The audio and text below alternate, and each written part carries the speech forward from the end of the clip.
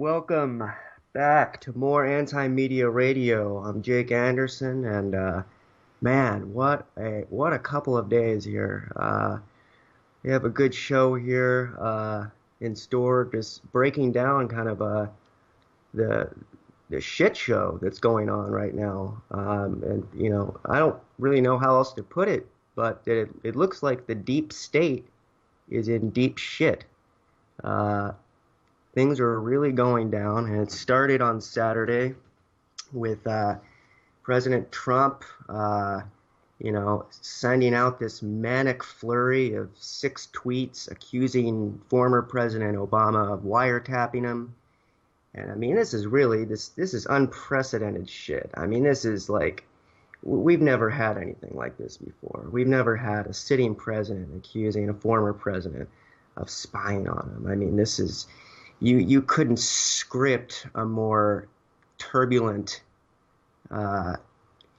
opening to a presidency here. And it comes in the midst of this whole Russian narrative, which is now made more interesting by the release of the much anticipated WikiLeaks trove of documents, Vault 7, which was released earlier today.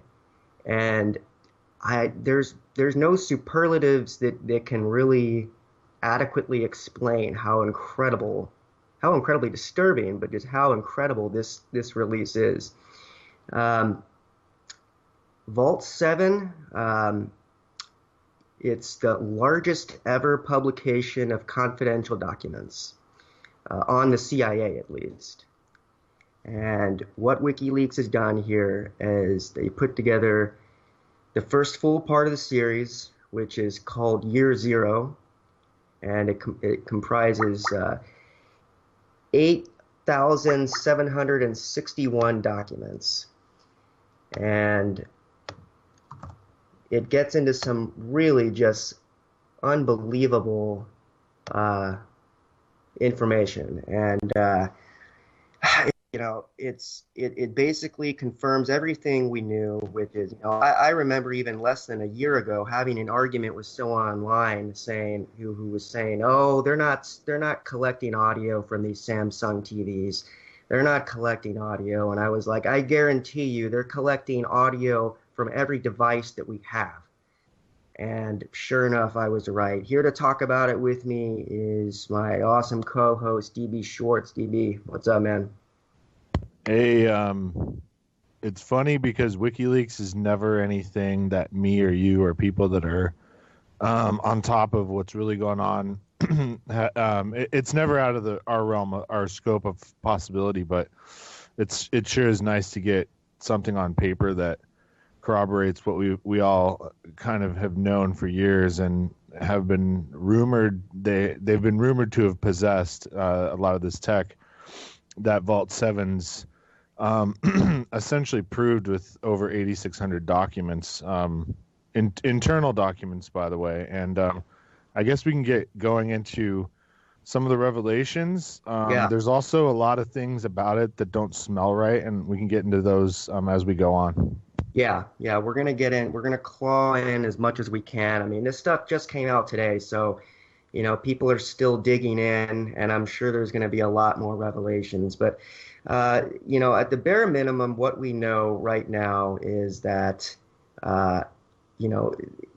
basically what they gave today, it introduces kind of, here, let's read their press release here. Let me find a good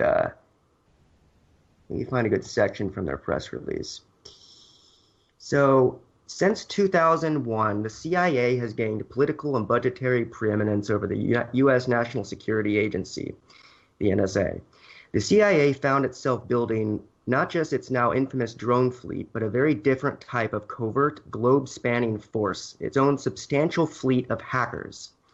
The agency's hacking division freed it from having to disclose its often controversial operations to the NSA in order to draw on the NSA's hacking capacities.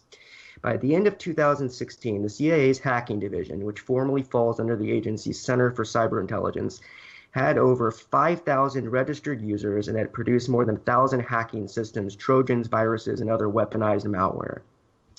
Such is the scope of the CIA's undertaking. Okay, so basically they have a massive hacking operation going on. Um, what God, there's so much to go into, but I have I'll start with let me just start with the one that to me is the most insidious. And this is reported by The Intercept, which is a great resource for all this stuff. But according to the documents inside the cache, a CIA program named Weeping Angel provided the agency's hackers with access to Samsung smart TVs, allowing a television's built-in voice control microphone to be remotely enabled while keeping the appearance that the TV itself was switched off, calling it fake off mode. Although the display would be switched off and LED indicator lights would be suppressed, the hardware inside the television would continue to operate unbeknownst to the owner. The method, co-developed with British intelligence, required implanting a given TV with malware. It's unclear if this attack could be executed remotely, but the documentation includes a reference to in-person infection via a tainted USB drive. So basically what you have here is that the CIA has hacked a ton of these smart devices that we have in our houses, which we already kind of suspected, but we didn't have any hard evidence proving it.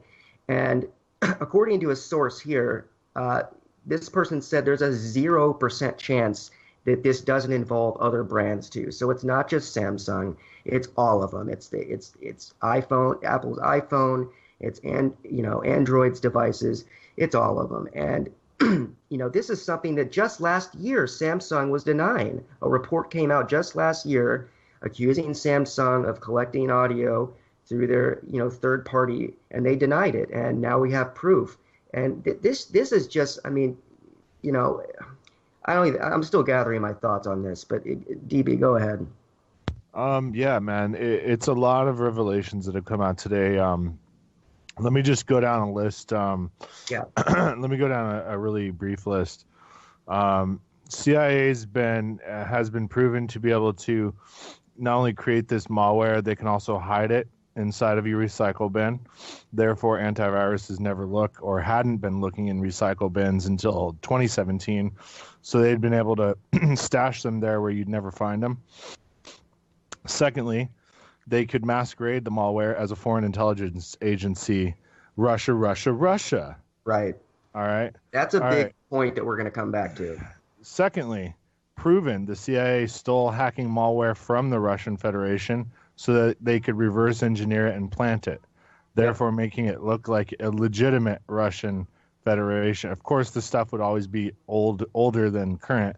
So unless you were a third world country, as long as you had somebody competent, you'd know it was a plant. But a business that was in the U.S. couldn't tell.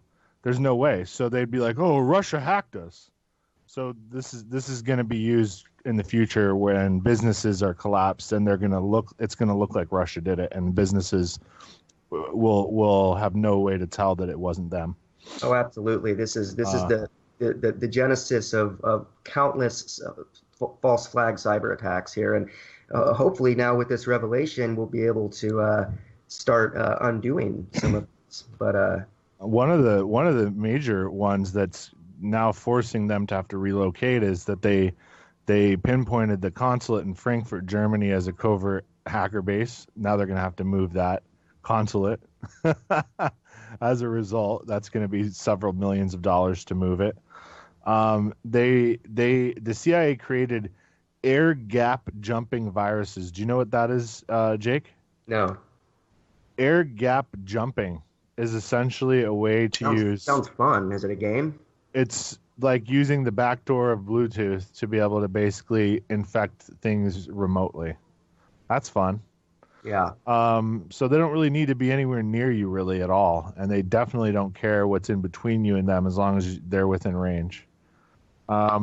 Here's the big one, and this is something I alluded to on my own timeline today for Facebook because that's always fun to do cryptic things. One of the things they were able to do as of OBD1, which is the onboard diagnostics program on all modern, I believe probably post 1995 automobiles, is the ability to have information sent and received via radio and now, of course, via the internet. And what that really means is in an older car, they probably could turn your engine off. In a newer car, they could probably steer you into a wall at 150 miles an hour and make you explode. Like Michael Collins? Like Michael Hastings. Hastings, sorry. So Michael Hastings, his Mercedes, essentially it maxed out at its speed limited like 158 miles an hour or so, and then they made the car flip by disengaging the stability control, slamming on the brakes, and turning the steering wheel all the way to the side. So he flew into a tree or an embankment so hard that the engine flew 150 feet away. Michael Hastings, who, coincidentally just happened to have been about to release a major report against the government. Yep, and he wrote a couple of major books. The one I'm reading right now is called The Operators, which is showing how it's such gross negligence in Afghanistan, primarily, still viewed as an outpost of the U.S. empire, and where anything goes.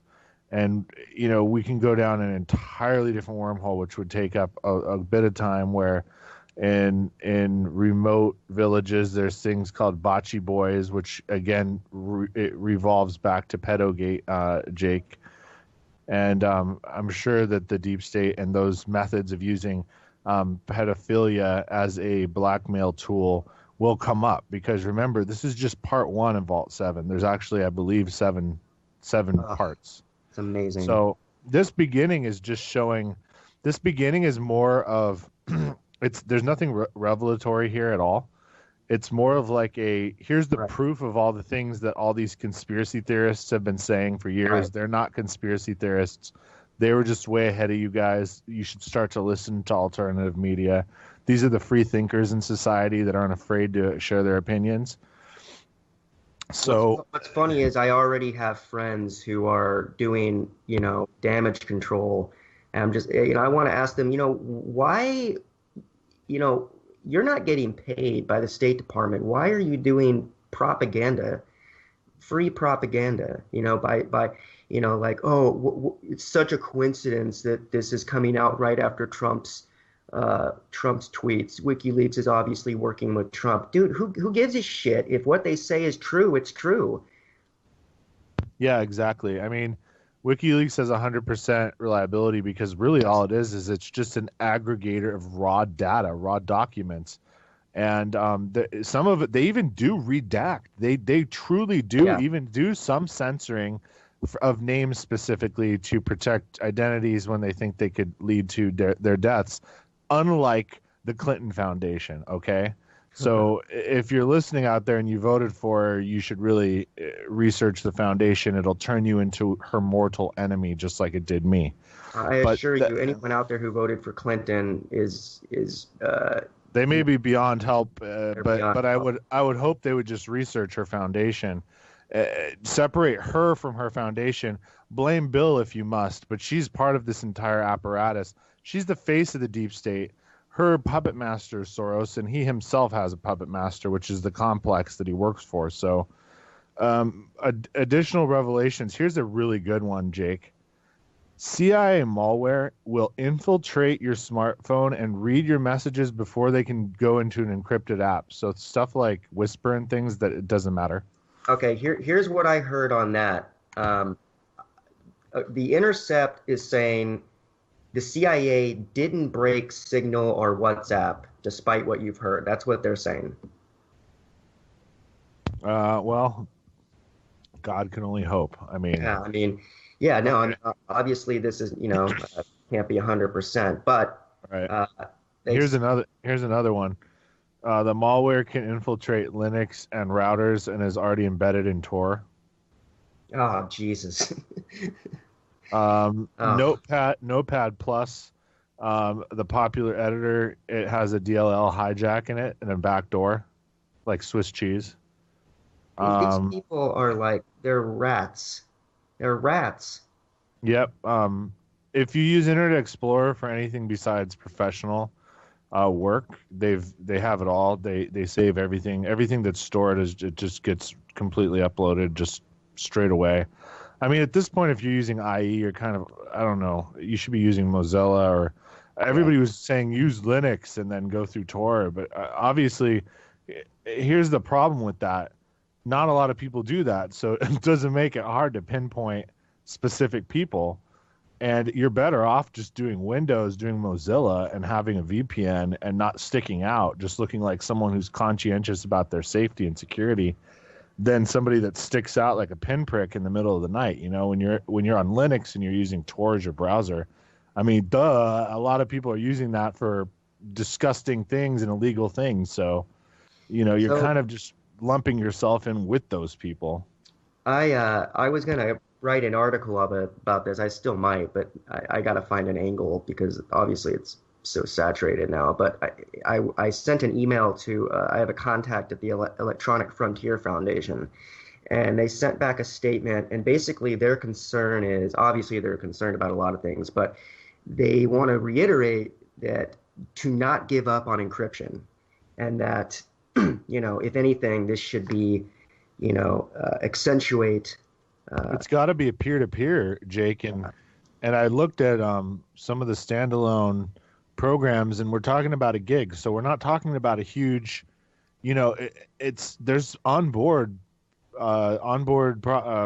processors now with 64 gigs, if I'm not mistaken. So a gig to have an encryption,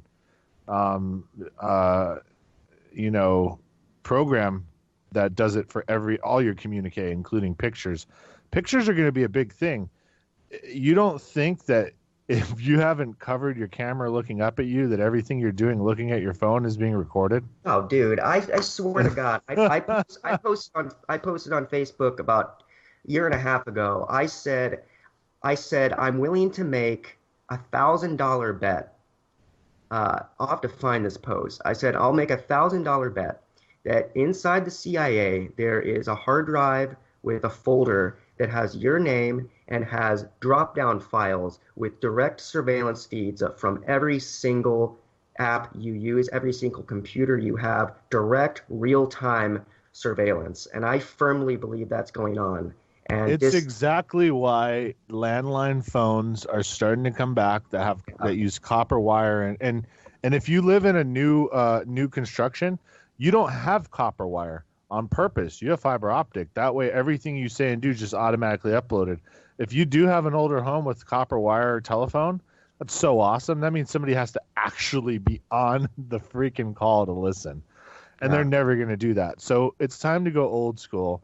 And you know what else, ironically enough, Jake, is seeing a resurgence? Porn rentals. That you go rent the DVD. Oh, I remember those days. Yeah, those are wait, coming no, back because I don't look at porn. Because why would you want to just put it all out there for eternity? Like, It's too late. They have everything. yeah, but if you can just abruptly cut it off, like, why include? Why throw onto the pile? Take things old school. If you want some semblance of anonymity for any reason whatsoever, go local. Go back to cash. I mean, do what Nick's doing. Do Bitcoin Visa. Perfect. When you get your paycheck, take that paycheck, cut it in half, buy half of it, put half of it into Bitcoin. It goes into the other. You can use your Visa against Bitcoin, and Bitcoin's going up at 4 to 5% a month right now. I know. I tried to get Bitcoin a couple of years ago. I couldn't figure it out. Can you help me get it? Yeah. What you do is you can have it even to where it auto buys Bitcoin for you and you can have it at a call. So you don't have to buy it at a certain market rate. You can say if it reaches X dollars per Bitcoin, I buy it at that or whatever. And then what you should do with that other half of your cash, you really shouldn't leave much you should, for one thing, get it out of a bank. If there's one thing Vault 7 showed us, it's that these giant Fortune 500 nameless, faceless corporate board companies are super vulnerable on purpose. Okay, they're going to crash or try to crash the economy at some point, and these banks are going to go first, especially the big ones: B of A, J.P. Morgan, Wells Fargo, any of those big ones. Get your money out of there and put it in a credit union if you must keep it virtually somewhere. And I do say you should keep some to pay whatever just for convenience. But honestly, if you have money in a credit union, the really the best thing about it is it'll give you a little interest and protect you through the NCUA, but really just take advantage of using bill pay. So when you have bills like your utilities or whatever, stop using credit cards over the internet and just start doing bill pay. Have your bank mail out those checks. The points you get to have transactions and numbers floating in the ether is not worth it. It's truly not. Like a credit card, if anything, should be used in person at a store. That way, if ever there's a discrepancy, they have it on camera or whatever. But if it's out through the internet, I mean, I'm basically at the point where I'm going to cancel Amazon Prime just to stop using Amazon because it's just stupid. Why leave yourself more open than you have to be? All right, so let's get back into some of the nitty gritty here. So, I have a couple of interesting. I mean, well, the most interesting one I'll get to in a second. But so Edward Snowden's been tweeting today, and of course, what's interesting is that this dump is actually bigger than the primeval Snowden dump from a decade ago.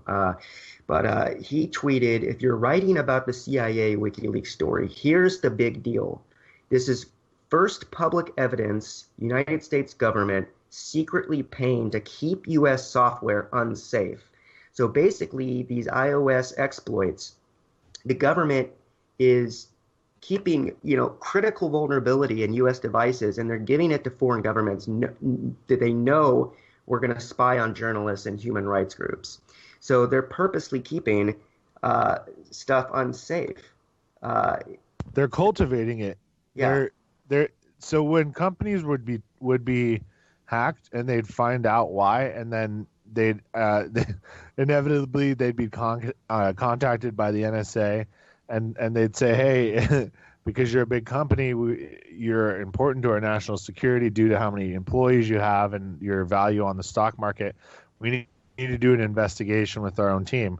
They find that vulnerability, they say everything's all clear, and then they pass that on to the CIA, and now they've cultivated a backdoor that they use for their own purposes. And it's every major corporation, because they all are too big to cover everything, and they always have data breach, and then they get investigated for their own help and to patch and whatever. And yeah, what they'll do is they'll patch it to everyone except our own deep state apparatus, which then uses it for whatever they want to do, whatever they feel like doing. And as we've seen from the past, when raw data is aggregated, they begin to compile lists, and lists go in direct action into camps. That's what they do, man. They group people together on whatever metric they want, and they create a way to intern them and concentrate them, and then do what they will with them. So if people don't actually think they're using social media for that, you're out of your mind. They can't possibly cover the expenses of this massive infrastructure with ads on the side of your free apps. It's not happening that way. All right, I want to get back to a point you had brought up regarding Russia, everyone's favorite topic. So the WikiLeaks release says that Umbrage, the Umbrage Group, a subdivision of the center's remote development branch, has been collecting and maintaining, quote, a substantial library of attack techniques stolen from malware produced in other states, including the Russian Federation. As WikiLeaks notes, the Umbrage Group and its related projects allow the CIA to misdirect the attribution of cyber attacks by leaving behind the fingerprints of the very groups that the attack techniques were stolen from. In other words, the CIA's sophisticated hacking tools all have a signature marking them as originating from the agency. In order to avoid arousing suspicion as to the true extent of its covert operations, the CIA has employed Umbrage's techniques in order to create signatures that allow multiple attacks to be attributed to various entities, including the real point of origin, while also increasing its total number of attack types. So in other words, they're able to do false flag cyber attacks now, and probably have been for a while.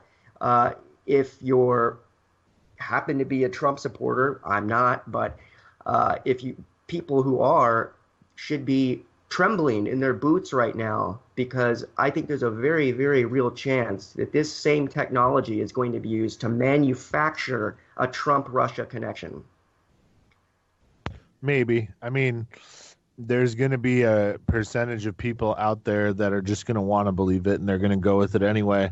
I don't know if they can get enough support drummed up for what that leads to when people truly begin to understand what kind of a death toll happens when we confront Russia. It's not, we don't win.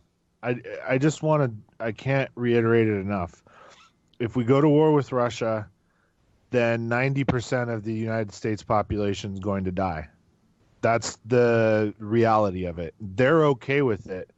If you're okay with that, then you're okay with you and everybody you know and love is dying. So something's seriously wrong with you if you're willing to protect the regime that just lost and the people that they represent by going out in the streets and marching and creating a martial law scenario that'll give them exactly what they need to completely distract the people that protect us, set something huge off here as a false flag in reality, Jake, like something like a nuke going off in a city they don't care about, like Phoenix or Detroit or Cleveland, and then saying it was Russia. We know it was. They hacked the Indian Point nuclear plant and blew up New York City, right, and caused a meltdown, and now we're going to war with them. So to continue on, that's what they're leading up to.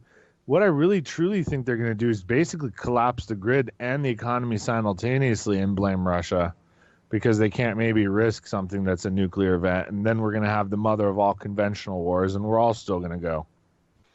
So this is from Mint Press News, and this is keeping along the same point. Now that the CIA has been shown to not only have the capability, but also the express intention of replacing the fingerprint of cyber attacks it conducts with those of another state actor, the CIA's alleged evidence that Russia hacked the U.S. election, or anything else for that matter, is immediately suspect. There is no longer any way to determine if the CIA's proof of Russian hacks on U.S. infrastructure is legitimate, as it could very well be a false flag attack. I think it's, a fairly well said way of basically saying that this new, me and you and many others, we've been suspicious of the Russian narrative because it, just there's no evidence of it, frankly, and it stinks of propaganda and psyop. But this is now almost direct proof that they certainly have the ability to do this. And obviously, they have the intention of doing it. But so I'd be shocked if we didn't see even more Russian propaganda come out. And who knows where this is going to go, man? I mean, if they really try and connect Trump with some kind of crime based on colluding with Russia, I mean, we've been talking about civil war here. It's not that out of the realm of possibility. Well, they'd love that too, Jake. So let's not let them win on either front. But what I just want to tell people is we're at an impasse in world history similar to the reality of 1984, where we had three what they called mega states. And those three states were all huge with massive populations and resources, and they were nuclear armed. And they couldn't be invaded, not in any practical terms. And so what happened instead was perpetual and forever proxy wars. We're kind of right before that dawn of time where there is that window of time where there's a certain strange balance, but if two things happen, there would be no parity. So the one thing that kind of freaks me out a bit is putting a missile defense system in South Korea kind of goads North Korea, kind of says, go ahead and try to launch something and see what happens. And that makes China like extremely paranoid. And when China gets paranoid, it makes them maybe start to think about Taiwan. And I've always thought if they went for Taiwan and we didn't firmly have Russia behind us and Russia kind of just sat out, then we couldn't really tackle China solo because they have a stronger economy than us. They could collapse our economy simply by calling our debt, and they could probably take everything around them out pretty easily, and there'd be no real resistance. I mean, Indonesia, the Philippines, Vietnam, even India can't really do much if they decided they just wanted to take it because they just felt they had to. So that kind of thing is freaking me out now. What I kind of saw before with us and Russia ganging up on ISIS, taking them out, kind of carving up the Middle East, and then maybe the two of them, meaning us and Russia, together, our military would be enough to counterbalance China's economy. Well, what happens if we implode? Like that's something that I hadn't thought of and given much credence to, but with what's going on right now, with what you just said with civil war, I mean, Russia and China are waiting to see if that would happen. Like, and if that happens, if people in California, New York, and Florida that are these havens of super far to the left liberals where they've talked secession and everything else, they don't think they're going to get immediately like influenced, if not physically, possibly occupied by foreign powers. Like, they're totally mistaken. If our military splinters apart, and it's already basically around the world, it's not even here. Like, we have nothing to really protect us except some police and our citizens. If everybody's busy fighting everybody over scraps that the oligarchs are dropping down to us, well, we're ripe to lose our country, man. And I know that maybe that's an attractive proposition to some of these people that are out there saying, well, we want Cal exit, we want our own country, but it's not going to work the way you think it will if it's not a soft landing. You know what I mean? These cracks in the deep state, they're cracking in the empire. The empire has been providing us, however messed up the way it's been happening, a way of life that we've become used to, and that could crash real soon. So I had a friend who messaged me and says that you underestimate the fighting prowess of China's neighbors, particularly Vietnam. Yes, but we're talking about, okay, just let's not go nuclear and say people are going to use weapons of mass destruction because that'll kill the world. Okay, let's hope people are just going to keep it to maybe the most advanced conventional war you could imagine, maybe even robots, who knows, whatever. But let's take biological, chemical, and nuclear off the table. Let's take space-based weaponry off the table. Those things would be reserved for like the last resort. Let's just say that China's population of men 18 to 45 is 300 million men. And that they could be trained within what, 5 months? So, yeah, I don't care how many people Vietnam brings to the table. They could bring 50 million. They're outnumbered 6-1. And that's fighting age men with China's full industrial might behind them. Yeah, nobody, maybe India can give them a fight up in the Himalayas for a long time, but they'll overrun everybody except Russia. And it's something to worry about, man, because if they feel, like I said, they're not expansion driven. They're not an empire, but they controlled the world's economy up until about 200 years ago. And there was only one thing that derailed him twice, and it was called the Opium War 1 and 2. And we took that over, and we didn't stop it, Jake. We went into Afghanistan for our pharmaceutical industry and to continue the Opium War. We're still, I don't know what the statistics are today, but they have over 100 million opium addicts in China. Can you imagine that, dude? 100 million addicts? So that's crazy, man. So I'm getting comments here from a listener. It's actually one of my childhood friends, Daniel Shannon. Glad he's chiming in here. He made an interesting comment, which it's disappointing that the U.S. left started thinking the liberal bourgeoisie elites were their friends. They became so tied up with the Democrats that they wound up supporting the plutocratic status quo and the deep state, while Donald Trump, of all people, was able to run as the guy kind of skeptical about capitalism and pandering to working people. That's a good point. The far left is spot on for social issues, which is that if you're not hurting other people, then it should be none of your business or concern. And if you're uncomfortable with somebody due to something they're doing to themselves or their appearance, you have issues to work on. We all do. We all have stereotypes that we fall prey to until we actually open our mouths and talk to people.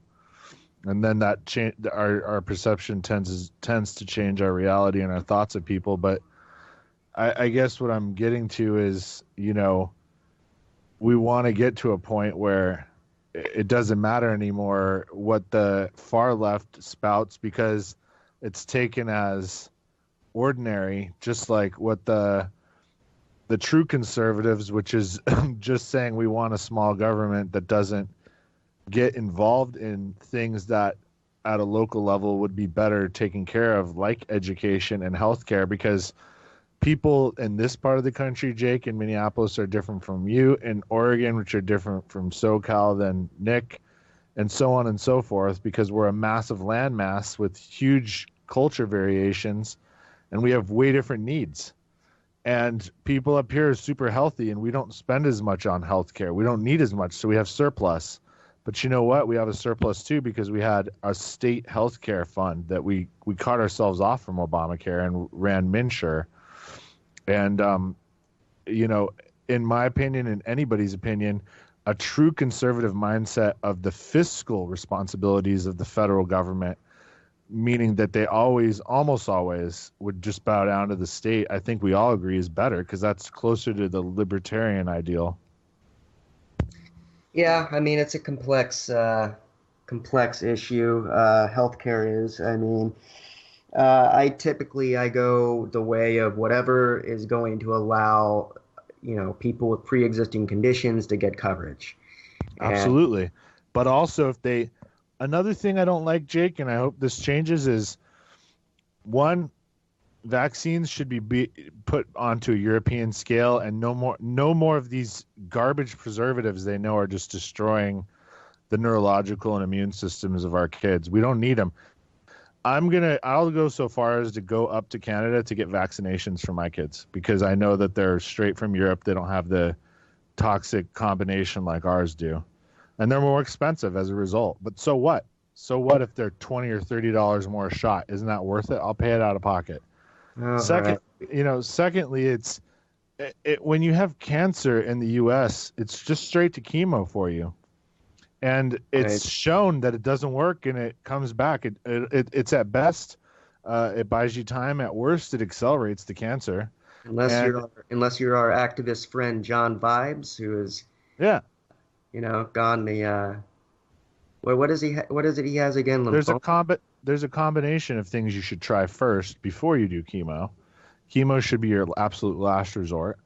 I mean, I know for a fact that CBD oil, that Rick Simpson oil, it'll cure a huge myriad of different cancers. It's going to be looked back upon as one of the great crimes of the century purpose. That there wasn't more experimentation with cannabis on cancer. I mean, it's just a crime, like a crime against humanity. Yeah, and especially children, because children do not do well with chemo, and it's almost just, it's a bomb in their little bodies that are still developing. Even if they survive it, it really messes them up, and we've got to try every other means. Nanotech is coming out too. Yeah. We use a combination of that with the oil.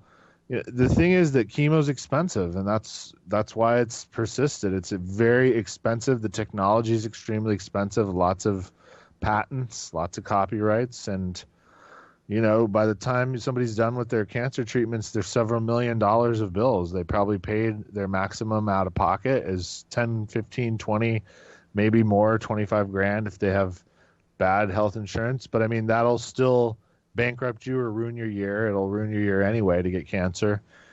And it's just, God, it's a massive, massive industry, dude. It's got to be in the multi-billions now.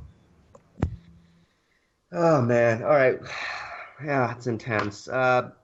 Let's hook back to Vault 7. You, at the beginning, you referenced a couple enigmas that I want to get to. or you referenced, possible Mr. X or something. You were indicating something that you think could be going on. Yeah. But first, I want to, just for the listeners, I want to describe another three exploits. One of them, this is from the CIA's hacking arsenal that was just released. One of them is called Shamoon, and it's a notorious computer virus capable of stealing data and then completely destroying the hardware. Persistence, another CIA tool, allows the agency control over the device whenever it boots up again. And then another one called Swamp Monkey allows CIA to get root privileges on undisclosed Android devices. So, this analyst, Matt Tate, he calls it a very impressive list. I mean, this is basically a treasure trove of technically impressive, hacking strategies, all directed toward domestic hacking, all endowing the government with the ability to use your smart devices to keep tabs on you. And it just makes me sick. It makes me so sick. This is not the country we should be living in. This is out of control. This is beyond 1984. This is, we have corporations selling us Big Brother. We have corporations selling us the tools that we bring into our own house, and then they use those to spy on us. This is just insidious. There's no amount of words that can describe how insidious this is. And we knew it existed. We knew it was there, but now we have fucking proof of it. And I want action. I want people standing up and saying this isn't right. We need to mobilize. What this is doing, Jake, is opening. Well, here I want to look at it as a positive path and a negative path, because there's both, and there is duality to this enigma we've been talking about. So here's the positive path. The human spirit is adaptable infinitely, and as we progress as a species, we come up with more and better and different. And because there's so many billions of minds right now that are all in unison sharing this hive information web, our numbers count for a lot in virtual and in real reality, and we can win if we focus. Okay, that's a positive. There's workarounds being developed as we speak. We're using their tools against them.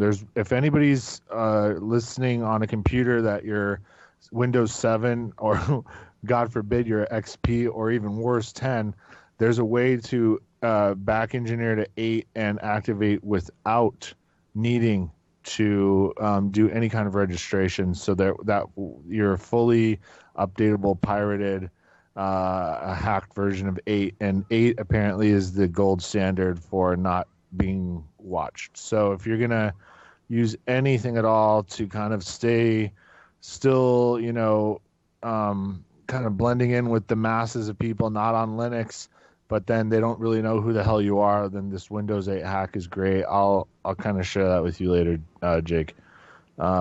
So there's things that are being developed now, and trust me, because the whole playbook was put out, including 2 million plus lines of code, there are people right now working or making workarounds, Jake. So we know that, and they're going to come out and they're going to be all the rage, which leads me down the negative path, which I'll explore with you, because at heart, we're conspiracy theorists.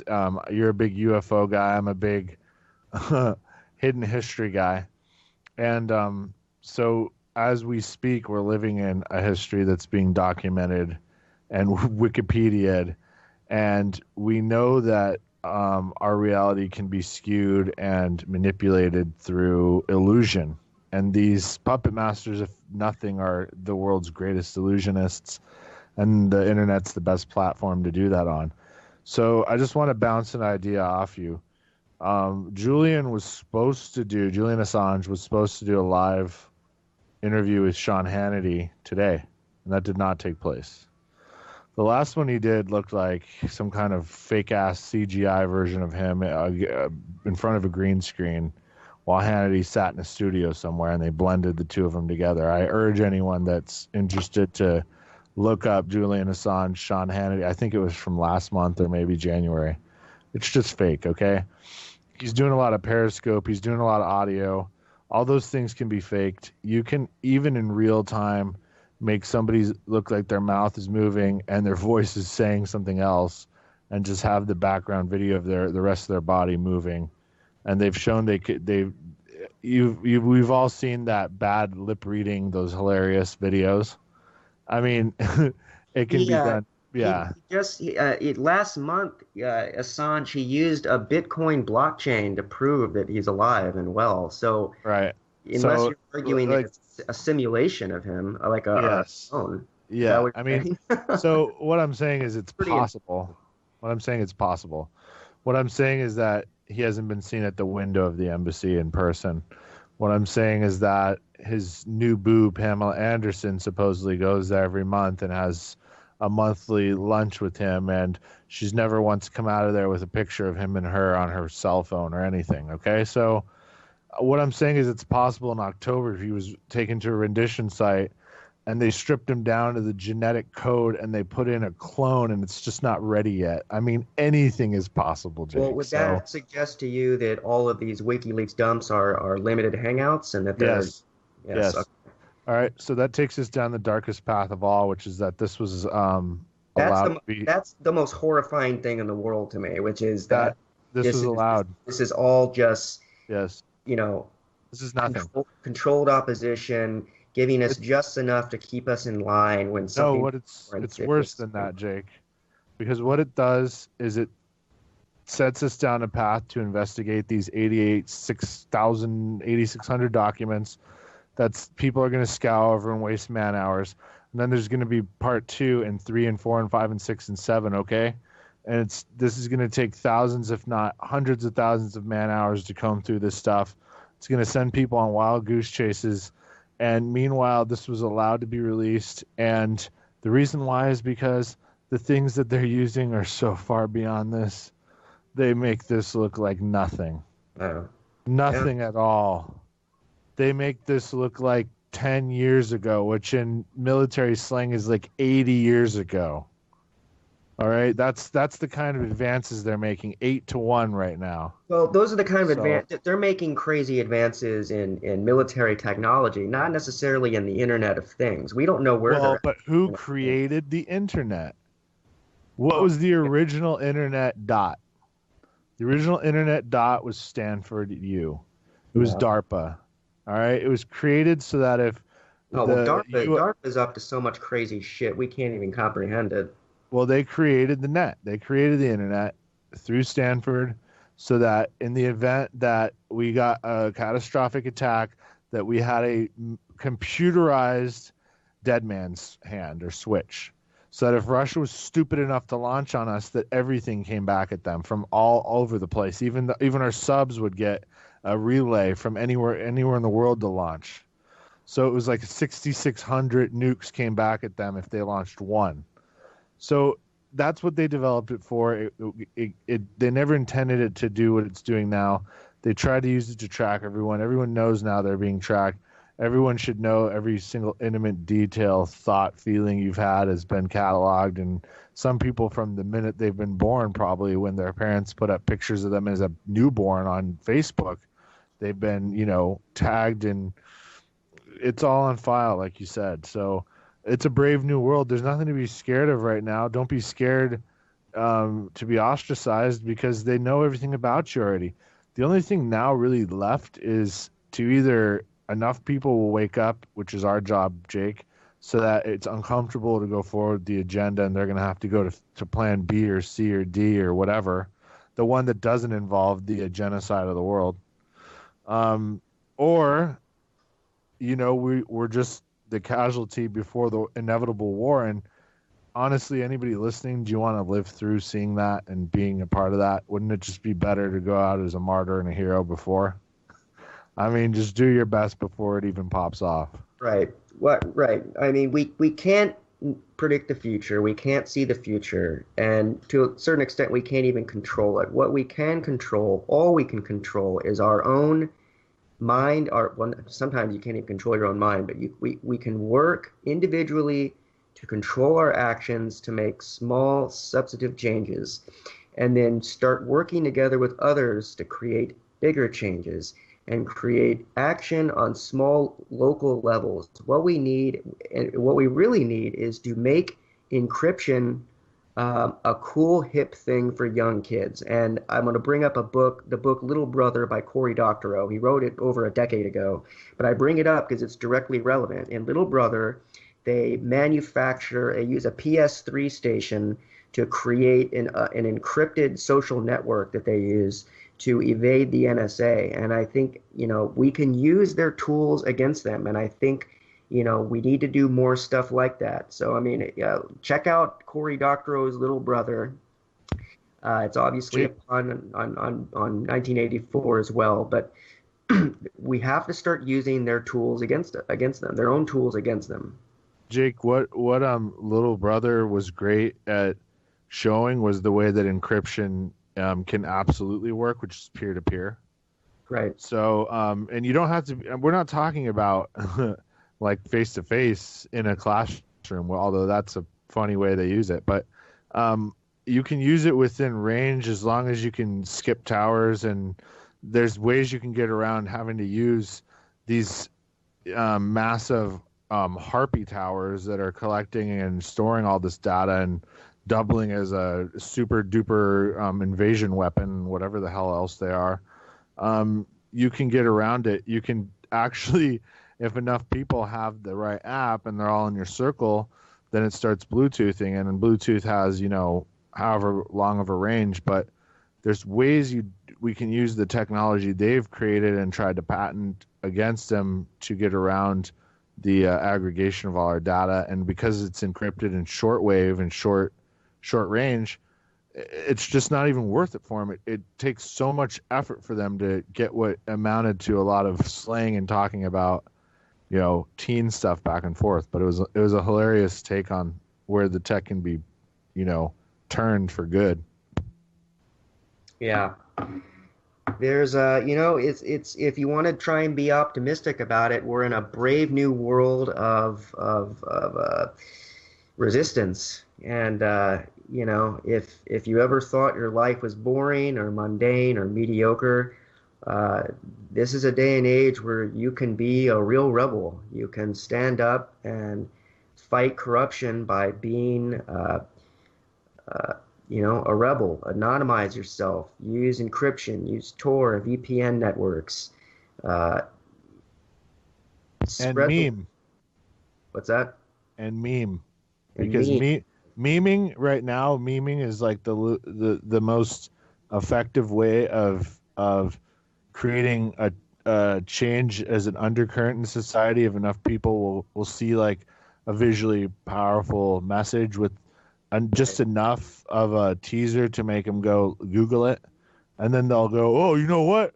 I saw this meme and I looked up that the Tuskegee experiments were actually, giving African American men a syphilis on purpose, and that's how they got all these patents. And then they took this lady Henrietta Lacks DNA without telling her, and she had this unique genetic combination, and they're doing it to us every single day.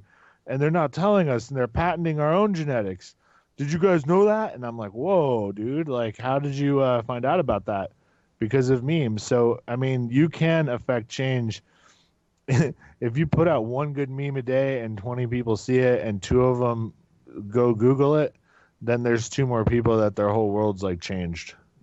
And I think, to get back to a point you were making about the hive mind, I think as we move forward, and I think as technology gets more advanced and our hopefully spirituality grows a little bit more, we can combine spirituality and technology to create a real hive mind to the point where I think the memes of the future will be basically telepathically put out there, and we'll be communicating with each other peer to peer just through our thoughts. And that's when we can get into some very intense communication, and that's when the nature of consciousness is going to reveal itself to us, which is that we are one organism experiencing subjectivity from a number of different ways. The human race is just one organism that's working together.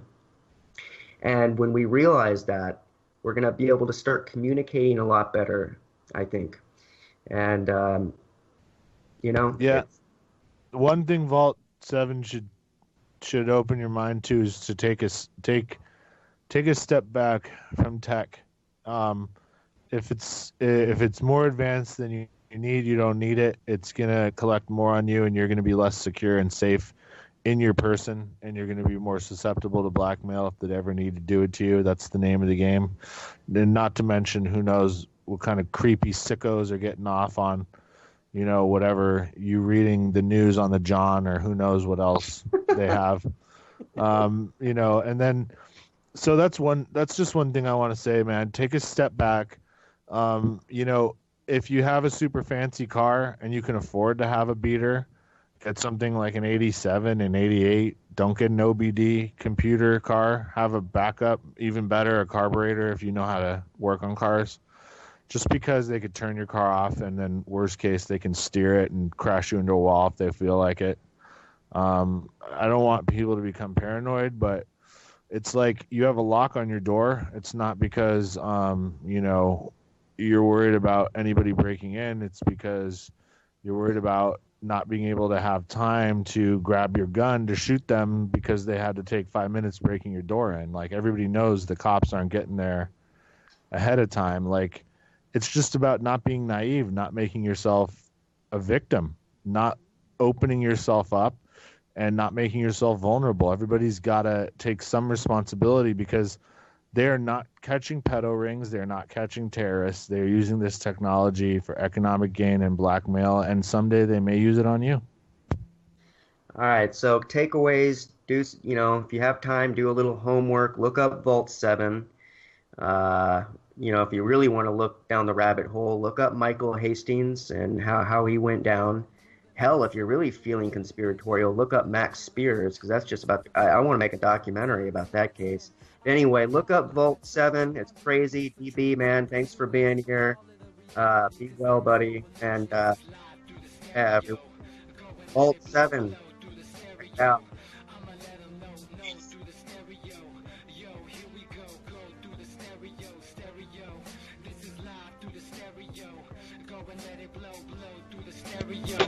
I'ma let them know through the stereo. Yo, here we go through the stereo.